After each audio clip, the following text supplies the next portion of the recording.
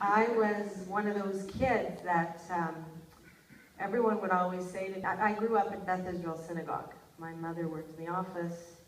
My father was an active participant there in the daily minyan, and at that time I didn't count in the minyan. And but I started there as a little girl and was around beautiful music. And I knew that I could sing. And unfortunately, everyone around me knew I could sing. And I say that, the word unfortunately, because it followed me around all the time. Sing, Tracy, sing. Those are the words I heard all the time. And when I was little, when I was growing up, that really bothered me. I didn't actually like to sing. I didn't like to perform. But because of, I guess, the sound of my voice, you know, I was enrolled in dance classes and musical theater, and I ended up in this class of 10 kids by this teacher in the city. Her name was Janice Dunning at the Royal Winnipeg Ballet. And there were 10 of us in that class.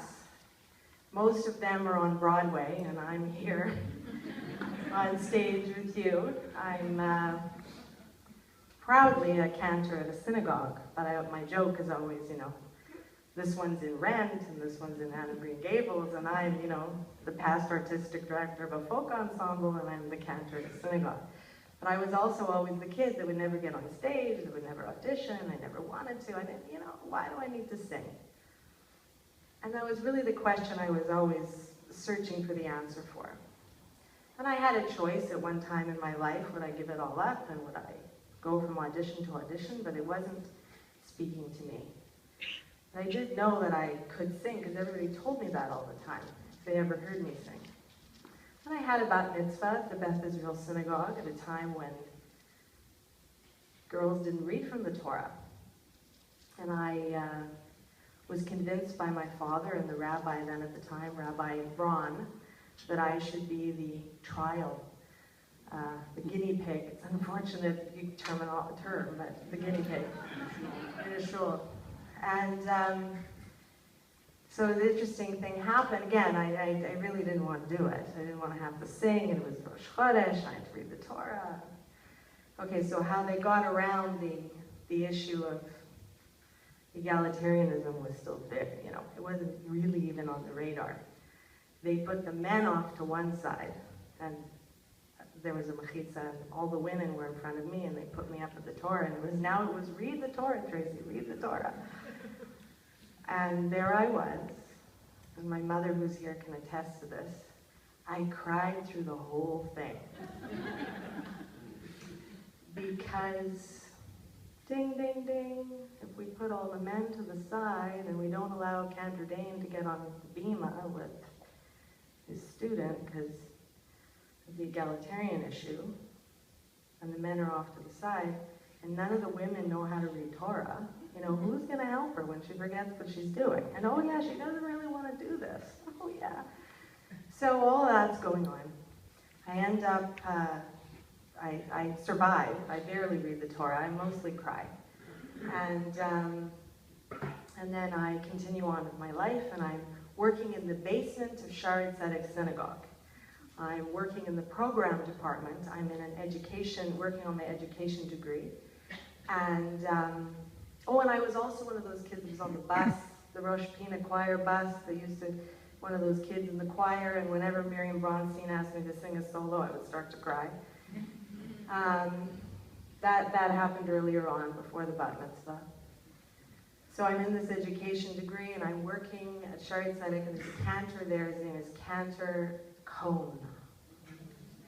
And Cantor Cohn starts saying to me, you know, you should be a cantor. You know, you should really be a cantor. You should sing. Okay, I should sing. And you know, he taught me a lot. He took me under his wing, and he really did. I didn't know then what I know now, how much he gave me. And I was working with a wonderful woman, Marcy Dempsey, of blessed memory, who was I was her right-hand gal. I was her slave, really. I was the addition to the program department that ran around and did everything. And I loved it, and it's when I fell in love with her and how she taught and how she inspired Judaism, and I learned a lot from her.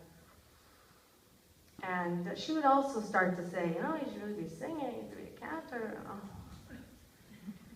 And so we fast forward a few years, and my husband David and I moved to Calgary, and I'm deeply entrenched at the Calgary Jewish Academy teaching a grade 2 class. Nobody knows I can sing.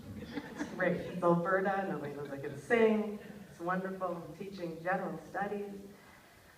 And I start getting these calls from these rabbis saying, you know, they're amalgamating 3 shuls together and you should come home. And my father, who's the president, is saying, you know, run, don't come home. Everybody's crazy here. Stay in your job with the job security, and trust me, don't come home. So, but the rabbis were really, it was Rabbi Rose and Rabbi Balzer at the time. They were really bugging me. You know, you should come home, you should be a cantor. We'll teach you to be a cantor. You should sing. You know, those wonderful words. So, what happens is my friend Marcy is very ill, as most of you know, and I do have permission to tell this story. And I'm living in Calgary, and I'm coming home every few weeks to come and see her.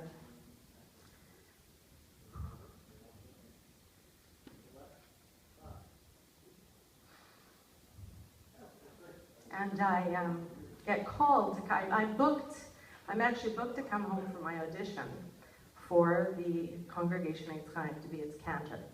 It was sort of like, you'll audition, and then we'll decide if we can teach you enough so that you can begin this process of actually becoming a cantor, and then you'll be our cantor. And I actually do agree to the audition. And the audition is on a Shabbat in May, and I get a call on the Thursday, and I'm still really struggling with it, with the decision.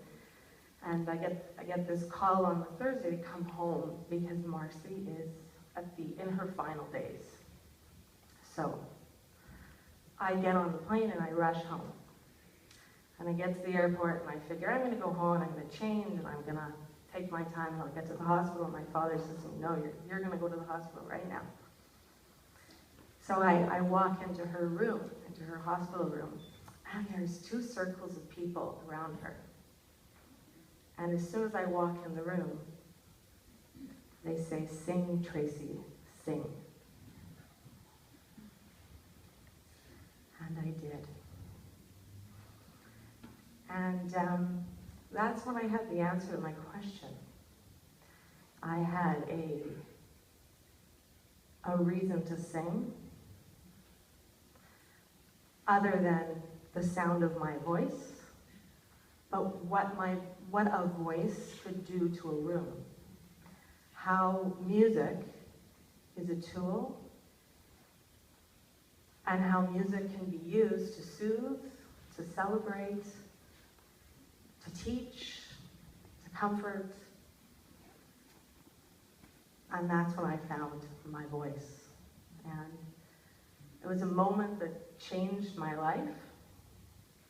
As I was singing Eitz Chaim Hi, because that's the song that came to mind. Boy, and I didn't even push back when they asked me to sing. I just sang. I sang right to her. And that was the last moment of her life. This is a real juxtaposition from the piece before. I know, I'm sorry, but this is the truth. So that was the beginning of my career. I auditioned her funeral was on Friday, and then I auditioned for Eitz Chaim on Shabbat, and then the rest is history. Chazan Cantor Cohn got his wish. He became my official teacher through the Cantors Assembly, and he said, see, I told you should sing, you know? And then I began the process of taking all the songs that are written in the Cantor's Manual and making them my own, and making them, and writing them in a way that I feel change a room with the actual music, with the words, with what the words mean and so that the music matches what the words mean. And Len was saying to me in Rabbi Green's office the day we were all talking about this, he was saying, that Mizmor LeDavid, you had the song Mizmor LeDavid, and it's so, and I didn't know what he was talking about, Mizmor LeDavid. And then he gave me some context, and we figured out what it was. So I'm going to sing you this, something I wrote. It's Psalm 23, you all know it. But the version that I do is the one that I do because I wrote it, because I feel that it conveys the message that it feels right for me as the delivery of the message. So here it goes.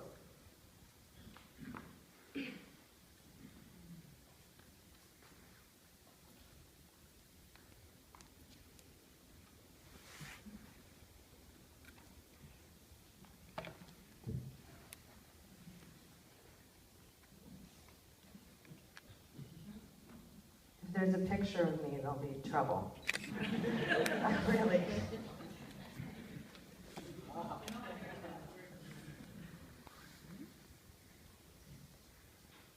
Mizmor LeDavid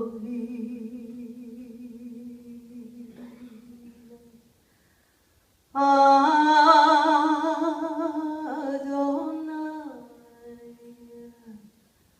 Roi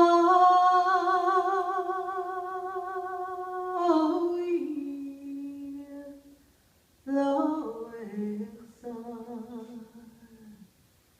Bin Odeshe Ya